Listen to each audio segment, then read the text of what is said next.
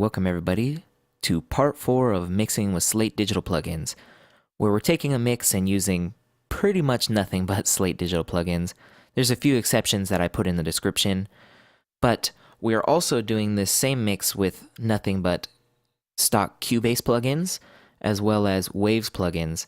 And at the very end, we'll print the mixes and compare the different tones and hear how they stack up against each other. So far we've done mix bus, drums, and bass guitar. So today we're going to be taking a look at electric guitar. And honestly, I don't do too much to electric guitars, especially if they're distorted, which these aren't. But with clean guitar, I do a little bit more. So this is a cool guitar part. I think you'll like it. Let's go ahead and get started, and we'll talk about what I did afterwards. So let's check it out.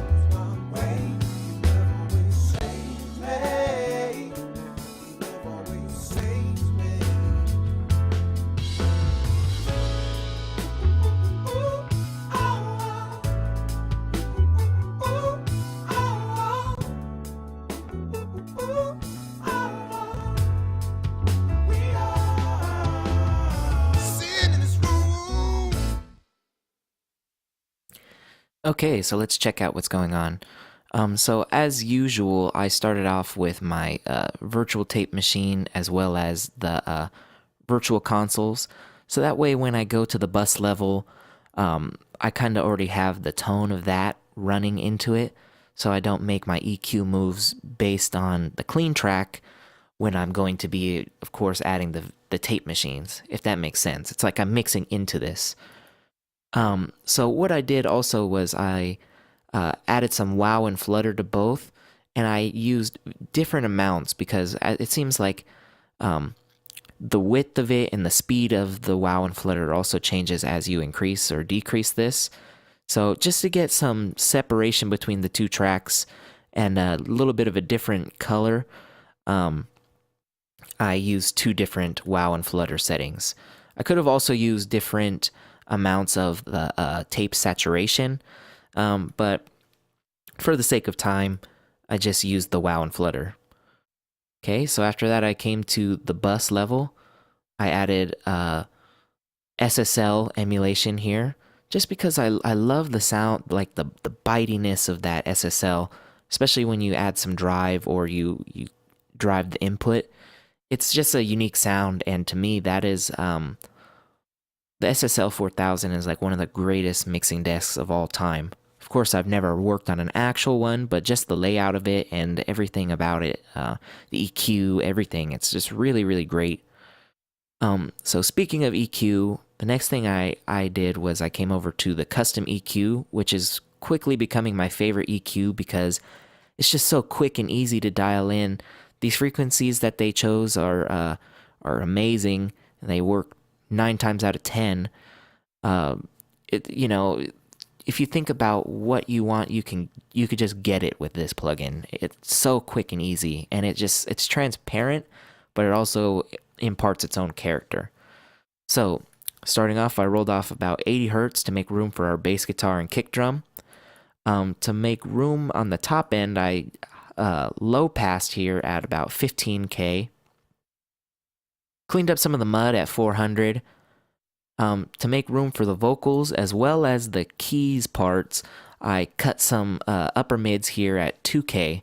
And I've mixed this song before, and to me, the hardest part of getting this mix right is the balance between the guitars, the piano, and the organ. That's really hard to get that right, and I think with this custom series EQ, it'll be pretty okay. Trying to balance that in. And then just to sort of glue things together and set the guitars in the front back depth the way I wanted, I used a compressor here on circuit 2, 3-to-1 ratio. So circuit 2 is kind of smooth, kind of like an opto type. Transformer in, of course, because I love that richness of that. Pretty fast attack to make it sit back a little bit more in the mix. And I'm just getting 2 to 3 dB of gain reduction and then making it up on the compressor here.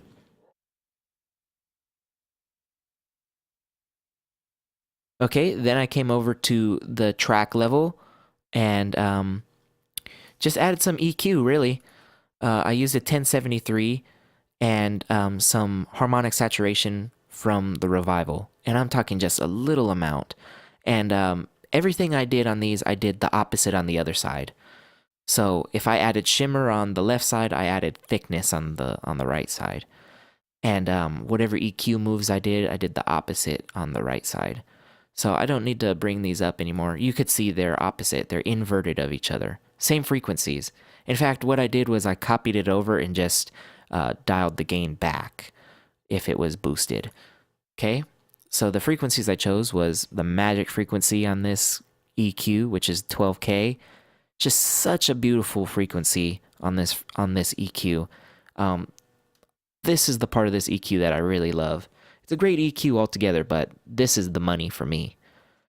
Okay, so I boosted some pretty much 5K, 4.8K, just to get a little bit more of that definition back since we cut some of the upper mids before. Cut some of the low mids just because, 360 gets kind of muddy after a while. We cut 400 at the bus. This is just a little bit lower than that, so just cleaning it up a little bit more. And then to add some of that body back in, I